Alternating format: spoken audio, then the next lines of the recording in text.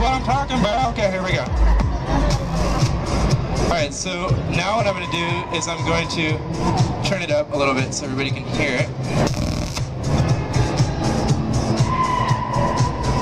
The knob over here is very small.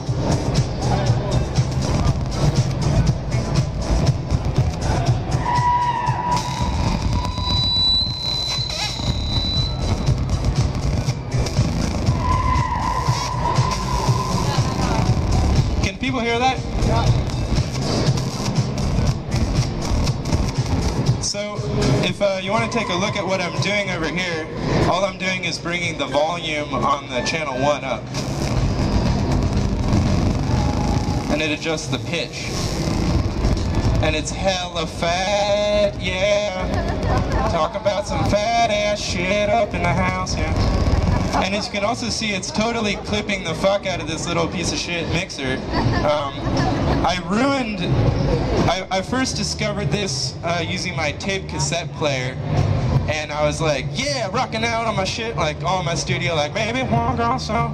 They got 2 knobs, and I had one on the one left and one on the right, and I was having a great time, and then all of a sudden I started smelling this smoking smell. And I was like, oh, what the fuck? And then the sound stopped.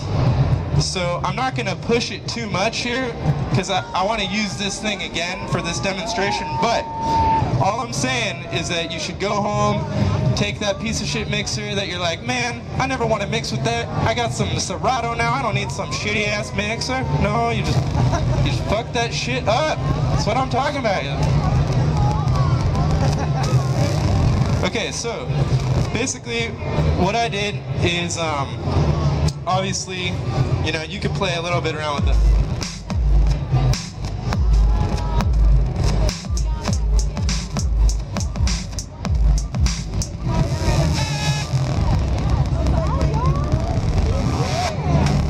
You know, you can do it a little bit like that, but you probably want to like take the waveform, do some recording, and then drop it onto a MIDI controller or something where you have a little bit more, you know, freedom with it. So what I've done here, if you look over on the screen, is I've recorded some of the fatness, and I have put it into the Ableton. So basically what I did is I took the sample and I dropped it into a sampler instance. That's what this thing right here is.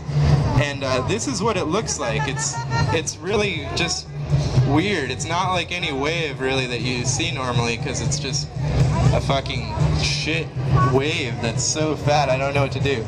Anyway, so yeah, if I zoom in, you can see the little like clip nublets on there. It's really fucked up. So yeah, so I'm gonna turn off the mixer so I don't fuck it up.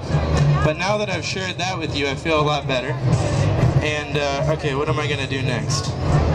Okay, so now I guess the theme of what I want to talk about is feedback, which is one of my favorite things. So I'm going to go over some of my favorite ways to use feedback. So that, of course, is my #1 favorite way to use feedback.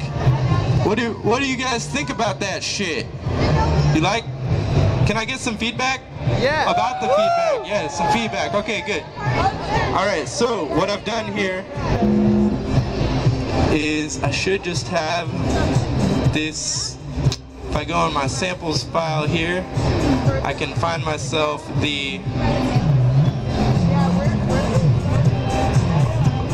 some of these samples. So I'll click and drag it into the sampler instance. Again, this is what it looked like when I recorded a bunch of it.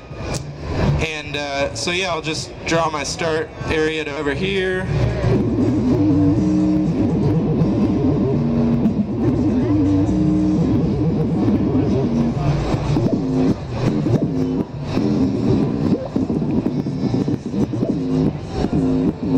Okay, so there's a nice little area right there. And yeah, so basically what I've done is, without, you know, buying anything or, you know, buying some dumb software that it claims to be the fattest shit, I've gone and reappropriated my DJ mixer and used some software that comes with the program to create my own fat square waves. So yeah, basically now I have the liberty of playing it on the keyboard. Can people hear that? I can't really hear it that well, but usually when you drop it in, it's kind of quiet.